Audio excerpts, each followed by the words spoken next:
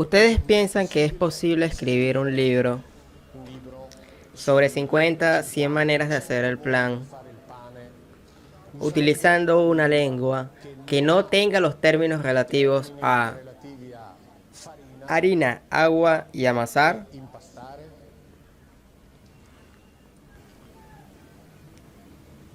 No, ¿verdad? Porque no se puede hablar de pan usando una lengua que no tiene el término harina, ni agua, ni amasar. No es posible. La lengua en la que se escribe el Antiguo Testamento no tiene el término Dios. No tiene. No existe. No tiene el término eternidad.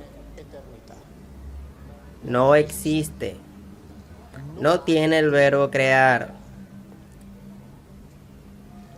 Ahora bien, ¿cómo es posible escribir un libro sobre Dios utilizando una lengua que no tiene ni siquiera el término Dios? ¿Cómo es posible hablar de los mundos espirituales, de Dios, del mundo trascendente, utilizando una lengua que no posee el término eternidad?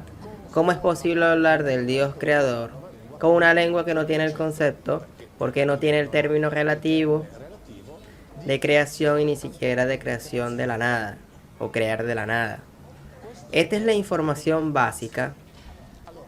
No es posible.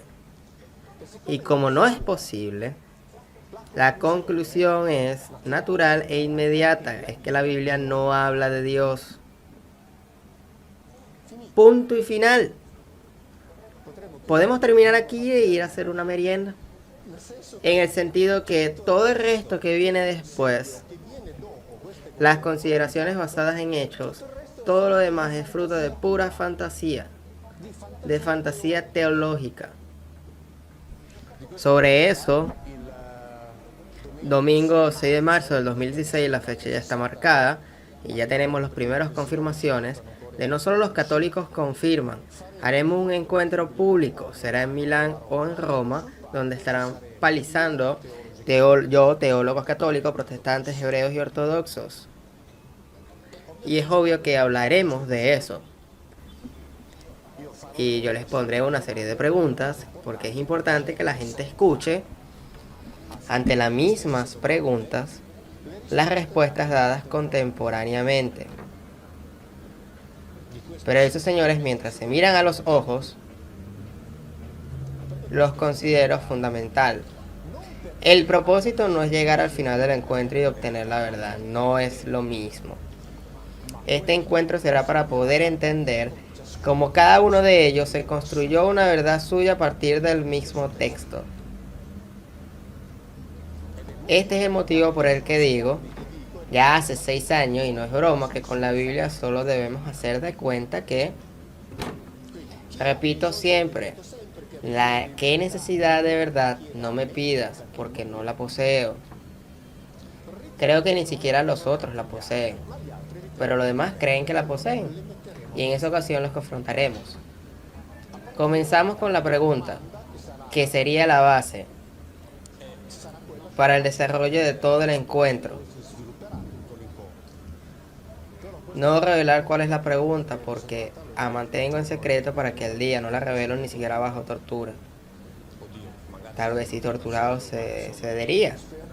Pero espero que eso no sea así. Que no suceda. Comenzamos con una pregunta que deberá aclararse mediante la documentación. Y después de eso no habrá un esquema prefijado. Ahora, el hecho de que la Biblia no contenga el término Dios, que no es inventado por mí,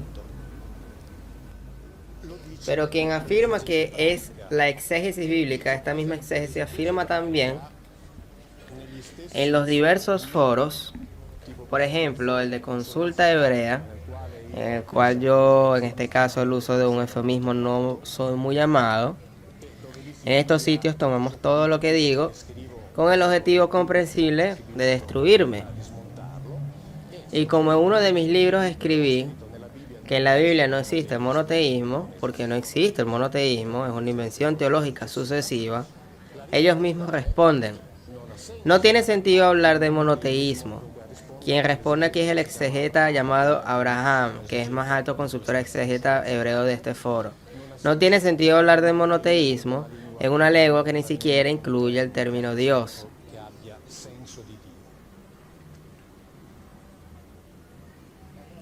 Si en esa lengua no existe ni siquiera un término con el sentido de Dios, no existe el término porque significa que no existe el concepto. Cada concepto es elaborado y después de eso se manifiesta a través de las palabras. No existe la palabra porque no existe el concepto. Este es algo basado en observaciones reales, en un elemento concreto. Por lo que concierne a la discusión eternidad, esta es la fotocopia de la página 304 de uno de los muchos diccionarios del hebreo arameo bíblico. Este es el diccionario de la Sociedad Bíblica Británica, donde en el término hebreo lan, que es aquel término que en las Biblias siempre lo traducen como eternidad, la primera cosa escrita aquí, si quieren ponerse a la consulta, está escrito: no traducir como eternidad. Escriben en los diccionarios: no traducir como eternidad. Se trata de un tiempo muy largo. Pero si en los diccionarios está escrito para no traducir o que no traduzcan como eternidad, ¿por qué encontramos siempre la traducción eternidad? Porque si parte del presupuesto de que como la Biblia habla de Dios por una serie de motivos, entonces no puede dejar de existir el concepto de eternidad. Pero ese término no existe y como siempre se traduce como eternidad, aquí en el diccionario está escrito para no traducir como eternidad, pero encontramos siempre traducido como eternidad. Y aquellos que lo traducen como eternidad pertenecen a ese mundo que de forma muy insistente y siempre más determinado escribe: Viglin inventa las traducciones. Pero ¿quién inventa las traducciones? Después veremos eso. Por lo tanto, no traducir como eternidad, no existe el término Dios. Por lo que concierne a la creación, si ustedes quieren leer al respecto, podrán encontrar el estudio de la teóloga Ellen van Wolden, de la Universidad de Nijmegen, en Holanda. Ella escribe de modo muy tranquila que en la Biblia no existe ningún Dios creador. Si ustedes leen los estudios de los filólogos o de los estudios de los epígrafos que estudia la lengua, se encontrarán siempre que el verbo bara, que se traduce como crear o creación, significa simplemente interferir en una situación ya existente para modificarla. Nada más. Y los estudios de los rabinos,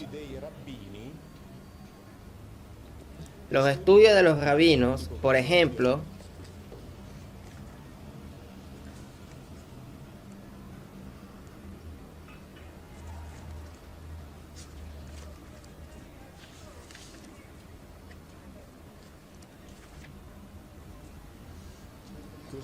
Edward Greenstein, profesor de Biblia en el Judío Sismológico de New York, profesor de estudios bíblicos en la Universidad de Tel Aviv, etc.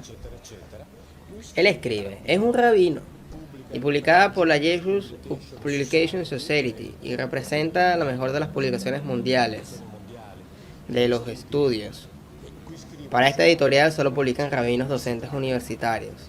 Escribe claramente que la historia del primer capítulo del Génesis, aquel sobre la creación, es en realidad una secuencia de divisiones. Es solo eso. El primer capítulo del Génesis no narra sobre la creación del universo, del cielo y de la tierra a partir de la nada. No, narra de qué forma esos individuos que se llaman Elohim han hecho muchas divisiones para poner en orden a una cierta situación, haciendo que se volviera útil y pudiera vivir allí. He mencionado apenas una de ellas. Todos los filólogos, no teólogos, todos los filólogos evitan traducir bara como crear. Esta es una traducción introducida, la de crear, por la necesidad teológica. Es de aquel que dice que como la Biblia habla de Dios debe obligatoriamente ser creador. Muy bien, Dios creó, no hay problema. Sobre eso no tengo nada que objetar, porque no sé nada, no sé cuál es el origen del universo. En realidad nadie sabe. De todos modos, digo que no sé y no hago hipótesis sobre eso. Cierto es que la Biblia no trata de eso, y sobre eso no pueden existir dudas. La Biblia no trata de eso. La Biblia no le importa cómo nació el universo. La Biblia no habla de un Dios creador. La Biblia no habla de Dios. Porque no existe, repito, ni siquiera el término relativo. Este es un elemento concreto. La Biblia es un libro, el Antiguo Testamento en modo particular, sobre el cual no sabemos, entre comillas, nada. No sabemos ni siquiera quién la escribió. Y decir quién la escribió es un eufemismo, porque la Biblia no es un libro. La Biblia es un conjunto de libros que se colocan juntos de manera variada en el transcurso de la historia y que por escrito decenas de personas, de quien no sabemos nada, y que otras personas decidieron de manera variada y diferente recogerlos en un conjunto y que conocemos como canon.